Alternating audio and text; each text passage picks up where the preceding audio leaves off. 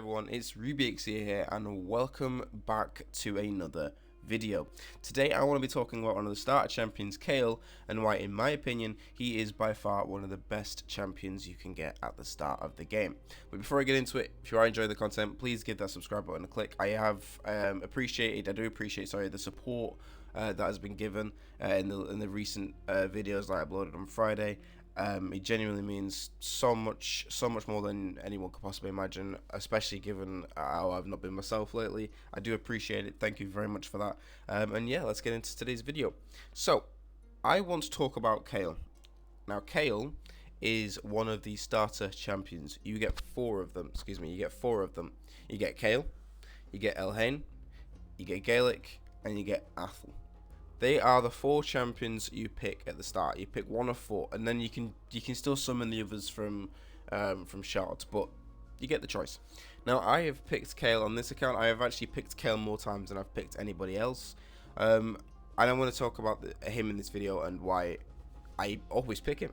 So, who is KAEL? Or I think it might be pronounced KAEL. I'm not too sure. KAEL is a poisoner.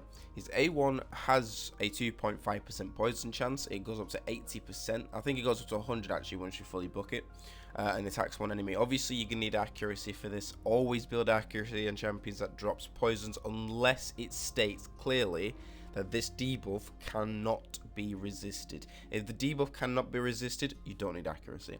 I'm pretty sure that's how it works. Yes. And then if it just says places a debuff, it basically means that you place it regardless of if it's a weak attack or not. You will still need accuracy though. Anyway, then his A2 is attacks all enemies, has a 15% chance of inflicting a critical hit, then fills the turn meter of a champion by 25% for each enemy killed. And then finally his A3 attacks 4 times at random, has a 40% chance of placing a 5% poison debuff for 2 turns. Now, again, fully book him. You get, as your starter champion, you're gonna want this champion to be 6 stars. That is by far your #1 priority when starting Raid Shadow Legends. You need your starter champion, whoever it may be, to be 6 stars. That way you can progress even quicker through the campaign, which will then give you more XP, which will then boost your champions, etc, etc. Now obviously my KAEL got 6 stars on my 8th day. Doesn't matter how long it takes you to do it. Play this game at your own pace.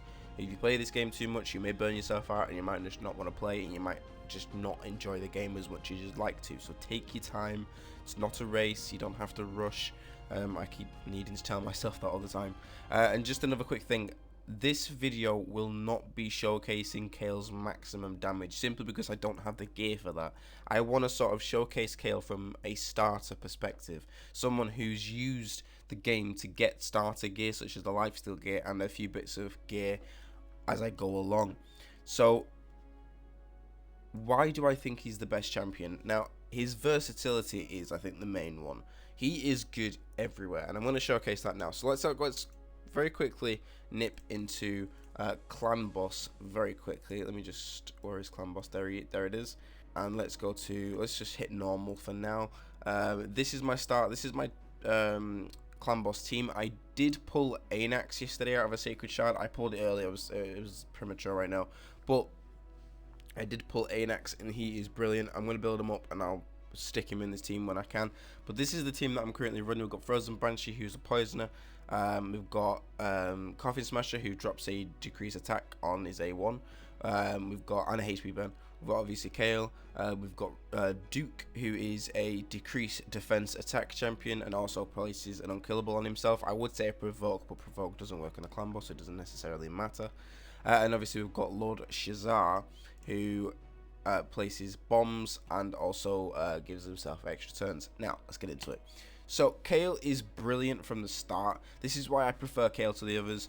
Elhain's just not good for clan boss. I guess you could say Athel is good for clan boss with the weaken, and obviously giving themselves an extra turn. Then you've got Gaelic, who is good with the decreased defense, etc. Now, as this is going on, I just want to also mention, make sure you invest 800 gems. Don't worry, it sounds a lot. You get your gems really easy at the start of the game. invest them into KAEL's masteries and make sure to choose, I think it's the one on the far left on the attack tree. I think it's called War Master. It could be Giant Slayer. I think it might be War Master. Basically gives extra damage per hit. So as you can tell already, the poisons are dropping. Now I do lose a lot of champions really early because I haven't fully built them up. They're not fully leveled up or anything. They're only 40s and 50s. They're not, none of them are 60s. Once I get them to 60, I'm sure it'll be absolutely fine. So here we go. So there we go. Another poison. It just drops the poisons. Decreased attack and decreased defense is perfect for clan boss because decreased attack obviously limits the amount of damage you're about to take and also increases the amount of damage he is about to take. Okay, so we are almost at the end here. This has just gone past level 10, so the damage is about turn 10, so the damage is about to increase exponentially. He's now gone.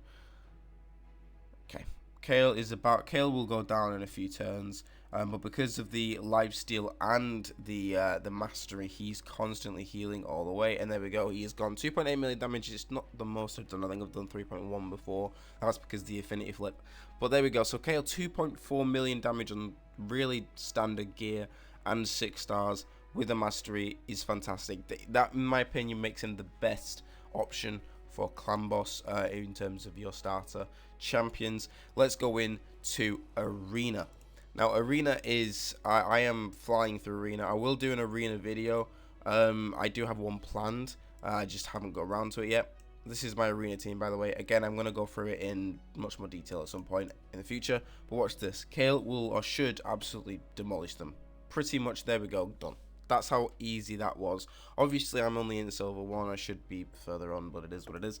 So, yeah, he absolutely, like, these teams, this is why I like the new arena, because the old arena before the big update they gave was terrible because it was coming up against legendaries, like full legendary teams, because people were just not playing the game anymore, so their teams were getting knocked down. Now obviously Plarium have got rid of inactive accounts, so you won't really see that much anymore. You'll see this, but he's on his own. I should beat this. Let's have a look. Yeah, I'm confident of beating this. There we go. They're down. In fact, the reviver is down actually, so they shouldn't be able to get back up. KAEL, there we go, finish them off. KAEL is powerful for arena because of his damage. He's actually pretty good. I actually will sort of go back on my word a little bit. I will say that Elhain is probably a little bit better for arena, but then obviously you don't just want a champion for arena, because unless that's your focus, maybe you sort of want arena champions to be versatile in other areas. Obviously we've got tag team, but I'm not going to bother with that yet. So clan boss arena, let's go into dungeons. Let's go to dragon first. I'm currently on stage 9. I probably could do it a little bit higher, but you know, each to their own. Let's go see what this does. So obviously we've got the wave stuff, clears them out really easily. There we go. Duke helps. Is it Duke or Duck? I think it's Duke. I think it's pronounced Duke. There we go. Now it's similar in the respect to the clan boss where the poisons pop off. Obviously the decreased defense, decreased attack helps a lot. He should be able to clear through that. Yeah, there we go. As long as she can get through the waves, you should be absolutely fine with the dragon. It's not the most difficult boss in the world. I'd say the most difficult boss goes to either the spider or the fire knight, or obviously the other 2 new ones, but I haven't touched them yet. I haven't actually bothered with them yet, so I wouldn't actually know if they're good or not. There we go. And dragon is down. 40 seconds for me is decent with this team. I'm quite happy with it. Obviously with a higher rating. We also got a resistance chest plate, which ain't too bad. But there we go. So that's, again, great damage. Duke actually started doing some damage as well, but KAEL, fantastic. His healing is great because of the lifesteal. Make sure you put that lifesteal on him. You won't really be able to progress through the campaign much with him on his own unless you give him lifesteal, because then he can keep himself in the fight. And obviously try and give him a bit of resistance as well to avoid any bombs and whatnot that goes along the way. So let's do spiders then. Now I quite like KAEL in spiders then because of his AoE hit.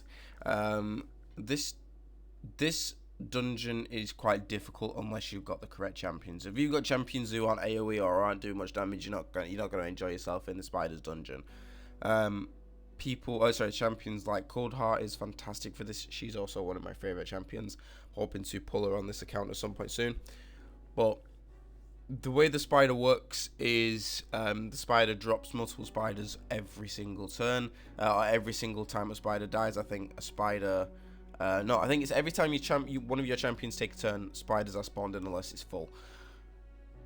If you place HP burn on all of these spiders without them dying, the main spider will take a lot of damage. And also, I think she does damage, or no, she takes in the spiders and then heals. So if you get rid of the spiders before she heals, she won't heal. That's sort of the main takeaway from Spider's dungeon, and she is now, or they are now done. Nice and easy, nice and done. KAEL is a absolute beast. Now, obviously, I'm not on this. Yeah, I should already be on it, but you know, leveling takes a little bit longer as you go along. I could try these two out, but honestly, I don't have the team for it. I'm not at the Doom Tower yet. I'm almost at the Doom Tower, actually. I'm closing in on it.